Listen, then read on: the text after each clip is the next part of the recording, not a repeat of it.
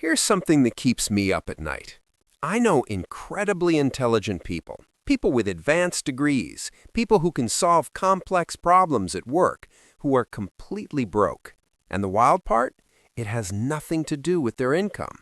I know someone making $40,000 who's building serious wealth, and someone making $200,000 who's drowning in debt.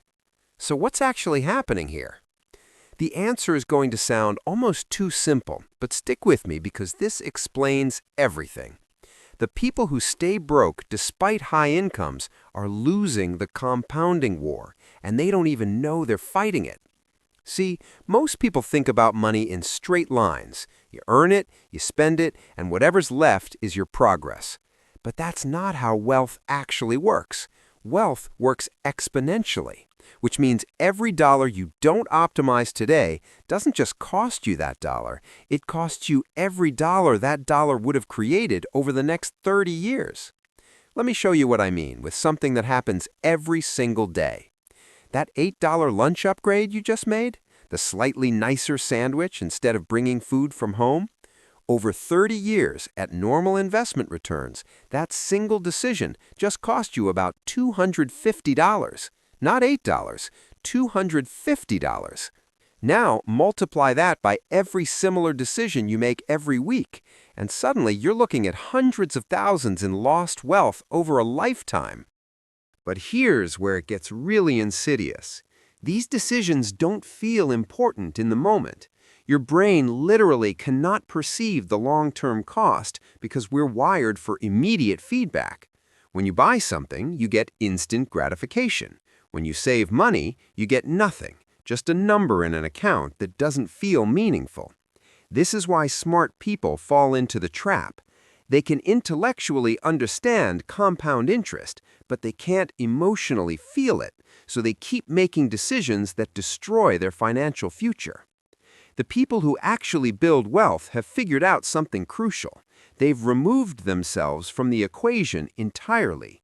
They've set up automatic systems that make the right financial decisions before their brain can sabotage them.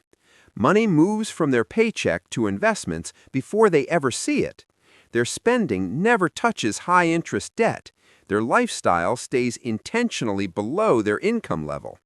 These aren't acts of willpower. These are systems that run on autopilot.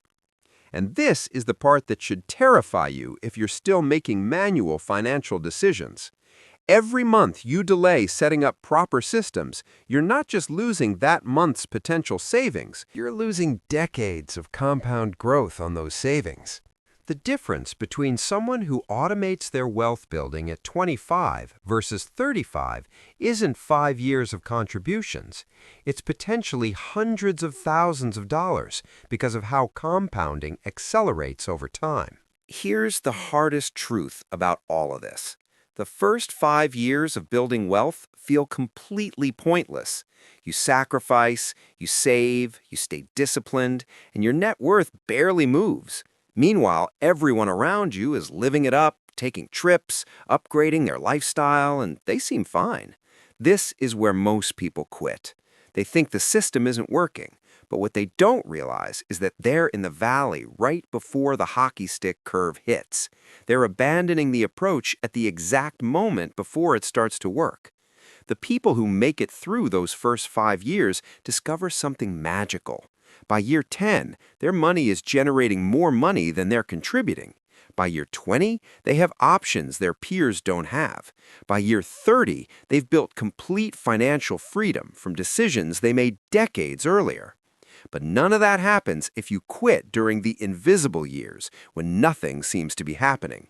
So, if you're wondering why you're not building wealth despite doing everything that seems reasonable, ask yourself this.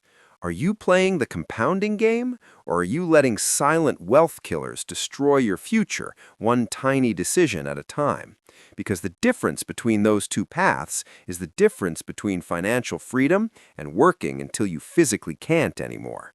And that difference is being decided right now, today, with the small choices you think don't matter.